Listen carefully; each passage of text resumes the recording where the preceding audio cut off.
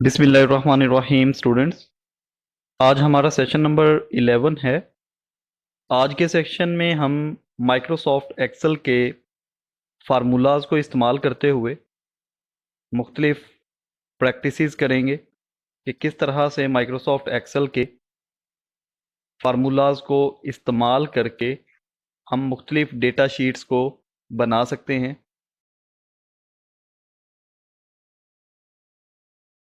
आज हम सबसे पहले कोई अटेंडेंस शीट बनाना चाह रहे हैं।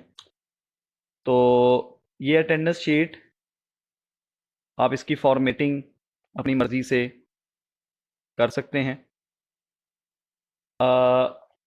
फ़र्ज़ करें स्टार्ट में हमारे पास स्टूडेंट का रोल नंबर है, उसके बाद नेम है, उसके बाद अभी मैं कोई डेली वेजेस पे डिक्लेयर करना चाहता हूँ डे वाइज कि किस दिन की अटेंडेंस मार्क हो, या डेट वाइज भी हम कर सकते हैं। तो मैं कहता हूँ कि फ़र्ज़ करें अभी ये 4 दिनों की हमने अटेंडेंस मार्क करवानी है, तो हम इनका फॉर्मेट चेंज कर देंगे शॉर्ट डेट में। ठीक है, आज हमारे पास अप्रैल 13 2023, और इसी को अगर मैं सिंपल ड्रैग कर दूं राइट साइड पे, तो ये ऑटोमेटिकली आपकी डेट इंसर्ट कर देगा। अब ये आपके कॉलम की चौड़ाई कम होने की वजह से उसने हैश शो करवाया, तो मैं कॉलम की चौड़ाई यहाँ से एक्सटेंड कर सकता हूँ। ठीक है, तो ये हमारे पास 13 अप्रैल, 14 अप्रैल, 15 अप्रैल, 16 अप्रैल, और उसके बाद हम यहाँ पर काउंट करना चाहते हैं टोटल, और उसके बाद यहाँ पर हम इनकी परसेंटेज निकालना चाहते हैं। अब फ़र्ज़ करें आपके पास रोल नंबर हैं SG001, SG002। तो ये मैं कोई सी भी एक रोल नंबर की सीरीज़ बना लेता हूँ यूँ। उसके बाद नेम, आप यहाँ पर कोई फ़र्ज़ी नेम एंटर कर दें, अहमद, हसन, तनवीर, अब्दुल्ला, हमीद, आयशा, फारूक, अली। तो ये हमारे पास स्टूडेंट्स हैं। अब ये जो हेडर है इसको आप बोल्ड कर लें, थोड़ा अपने मुताबिक आप इसकी एडजस्टमेंट कर लें, और अगर आप सेल्स को बॉर्डर लगाना चाहते हैं तो आप सेल्स को बॉर्डर भी अप्लाई कर सकते हैं। ऑल बॉर्डर पे क्लिक कर दें यूँ। ठीक है जी। इसके बाद अब ये हमारे पास डेटा एंटर हो चुका है। इन तमाम सेल्स को सिलेक्ट करके मैं सेंटर अलाइनमेंट कर देता हूँ ताकि आपका डाटा सेंटर में आए। अब देखें, अगर आप 13 तारीख को देखना चाहते हैं कि जी SG001 के बच्चे आए या नहीं आए, तो आप यहाँ पर सिंपली अगर P लिखें तो वो प्रेजेंट कंसीडर करे, अगर A लिखें तो वो एब्सेंट कंसीडर करे। तो ये आपकी रिक्वायरमेंट है। ठीक है, तो सबसे पहले इसके अंदर हम कंडीशनल फॉर्मेटिंग भी लगा लेते हैं। तो मैंने चारों कॉलम्स को सिलेक्ट कर लिया, क्योंकि अभी हमने 4 डेज़ की अटेंडेंस चेक करनी है। उसके बाद आप जाएंगे कंडीशनल फॉर्मेटिंग पे, आप यहाँ पर हाईलाइट सेल रूल में जाएंगे, इक्वल टू। उसके बाद आप जाएंगे कंडीशनल फॉर्मेटिंग पे, आप यहाँ पर हाईलाइट सेल रूल में जाएंगे, इक्वल टू। आप कहेंगे कि जब वैल्यू आए P फॉर प्रेजेंट, तो कलर कर दो green, fill with dark green text, ये वाला। सिलेक्शन अभी भी रहने दें, फिर वापस जाएं कंडीशनल फॉर्मेटिंग पे, अगेन इक्वल टू पे जाएं, ये हमने पहले पढ़ा हुआ है। अब आप लगा दें ए फॉर एब्सेंट, और इसका कलर रहने दें रेड, कि जब आपका बच्चा एब्सेंट हो तो उसका कलर रेड हो जाए। इसी तरह दोबारा सिलेक्शन रहने दें, अगेन कंडीशनल फॉर्मेटिंग पे जाएं, इक्वल टू। अब कह दें एल फॉर लीव, कि बच्चा छुट्टी पे है, उसको आप येलो फिल पे कर दें। ओके, तो ये हमने कंडीशनल फॉर्मेटिंग एंटर कर दी।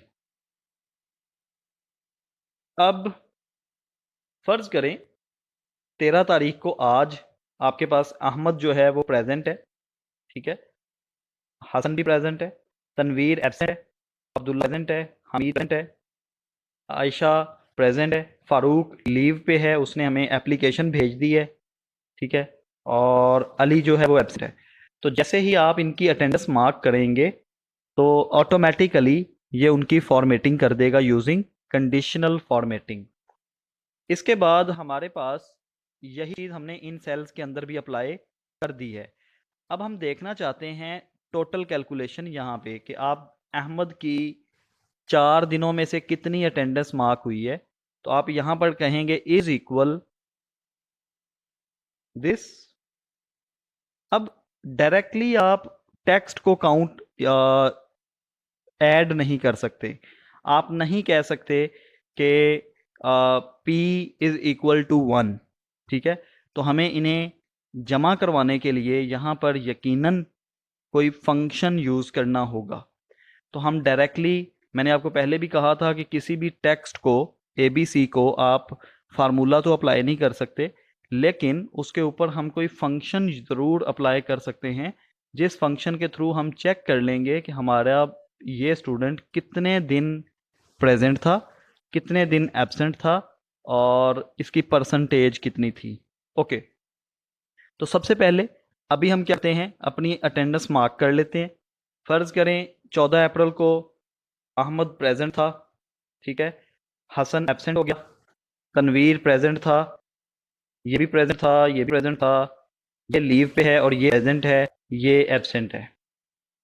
इसी तरह ये तमाम बच्चे अब प्रेजेंट हैं, ये एब्सेंट है, ये प्रेजेंट है। Similar absent absent present present absent present present leave. ठीक हो गया। तो ये आपकी अटेंडेंस शीट तो बन गई। अब आपने इनकी कैलकुलेशंस करनी है। तो अभी मैं सिर्फ और सिर्फ अटेंडेंस शीट की हद तक यहाँ पर एक छोटा सा फंक्शन यूज करूंगा, इज इक्वल काउंट इफ, ठीक है। ये एक फंक्शन है काउंट इफ। वैसे तो फंक्शंस हम प्रॉपर इलेबोरेशन के साथ नेक्स्ट लेक्चर में पढ़ेंगे कि ये फंक्शंस असल में होते क्या हैं, ये काम कैसे करते हैं। लेकिन अभी चूंकि अटेंडेंस शीट की मैंने आपको ये फॉर्मेटिंग वगैरह सिखानी है, तो सिर्फ मैं इसलिए आपके लिए एक फंक्शन यूज़ करूँगा ताकि आपको आइडिया भी हो जाए कि फंक्शन असल में काम कैसे करता है। तो काउंट इफ, जैसे नाम से ही पता चल रहा है कि काउंट करो अगर। अब अगर के बाद अगर ये हो तो, अब मैं कहता हूं काउंट इफ, कहता है रेंज, मुझे रेंज बताओ कहां से लेके कहां तक मैंने काउंट करना है। तो ये देखें जी, मैंने रेंज बता दी कि D4 से लेके G4 तक, मतलब ये D4 है, यहां से लेके यहां G4 तक तुमने काउंट करना है। उसके बाद हमने लगाना है कॉमा, ठीक है। उसके बाद कहता है क्राइटेरिया, मैंने क्या चीज काउंट करनी है। तो आप कहेंगे आपने P काउंट करना है। याद रखें, जब भी आपने टेक्स्ट की बात करनी है तो इन्वर्टेड कॉमास में आपने लिखना है फार्मूले या फंक्शन के अंदर। कल हमने जब कॉनकैटिनेशन का फार्मूला इस्तेमाल किया था तो आपको याद होगा, मैंने जब स्पेस एंटर करनी थी फार्मूले के अंदर तो मैंने इन्वर्टेड कॉमास के दरमियान स्पेस एंटर की थी। तो जब भी स्पेस या अल्फ़ाबेट आपने फंक्शन के अंदर या फार्मूले के अंदर इस्तेमाल करना है तो आपको इन्वर्टेड कॉमास लगाने ज़रूरी हैं। तो मैंने अब बता दिया कि तुम काउंट करो अगर D4 से लेके G4 तक क्या हो, P हो, क्या करें। तो देखें उसने कहा तीन, तीन हाजिरियां इस बच्चे की हैं। तो देखें 1 2 P हो, क्या करें। तो देखें उसने कहा तीन, तीन हाजिरियां इस बच्चे की हैं। तो देखें 1 2 3, तीन अटेंडेंस मार्क हो गई। अब आप इस फार्मूला को सिंपली ड्रैग कर दें यूं। तो देखें पहले बच्चे की 3 प्रेजेंट्स हैं, दूसरे बच्चे की 2 हैं, इस बच्चे की 3, इस बच्चे की 4, इस बच्चे की 3 3 2 1। ओके हो गया। इसी तरह से आप एब्सेंट का सेल भी बना सकते हैं, इसी तरह आप लीव का सेल भी बना सकते हैं, लेकिन अभी मैंने समझाने के लिए सिर्फ टोटल प्रेजेंट्स का सेल बनाया है। अब आप इनकी परसेंटेज निकालना चाहते हैं, आप कह सकते हैं इज इक्वल दिस नंबर, जो कि हमारा हासिल करदा नंबर है, डिवाइडेड बाय, अब ये 3 कितने में से आपने ऑब्जर्व किए हैं, 4 में से। तो सिंपल मैंने 4 नंबर लिख दिया यहाँ पे, ठीक है, एंटर कर दें। कि 4 आपकी टोटल हैं, 4 में से बच्चा 3 दिन प्रेजेंट है। अब देखें ये 0.75। अब आपको याद होगा कि जब भी आपने परसेंटेज फाइंड करनी है, आपको फॉर्मेट चेंज करना है परसेंटेज का, ये वाला। तो ये देखें, आपने फॉर्मेट चेंज कर दिया। ज़ीरोज़ डेसिमल के अगर आप मिटाना चाहते हैं तो यहाँ से आप रिमूव कर दें।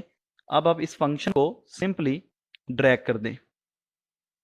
ये लें जी, इस बच्चे की 75% अटेंडेंस है, इस बच्चे की 50%, इस बच्चे की 75%, 100%, 75, 75, 50, 25। तो इस तरह से आप इन बच्चों की परसेंटेजेस फाइंड आउट कर सकते हैं। अच्छा जी, अब अगर आप इनके ऊपर भी कंडीशनल फॉर्मेटिंग लगाना चाहते हैं तो आप इनके ऊपर भी लगा सकते हैं। लाइक आप कहते हैं कि जब मैं इस कॉलम को सिलेक्ट करके कंडीशनल फॉर्मेटिंग टॉप रूल्स, अब टॉप रूल्स में आ जाएं, आप कहते हैं टॉप 10 आइटम्स, इस पे आ जाएं ज़रा। आप क्लास में हाईएस्ट बच्चे देखना चाहते हैं। मैं कहता हूँ क्लास में मुझे 2 बच्चे चाहिए जिनके नंबर हाईएस्ट हैं।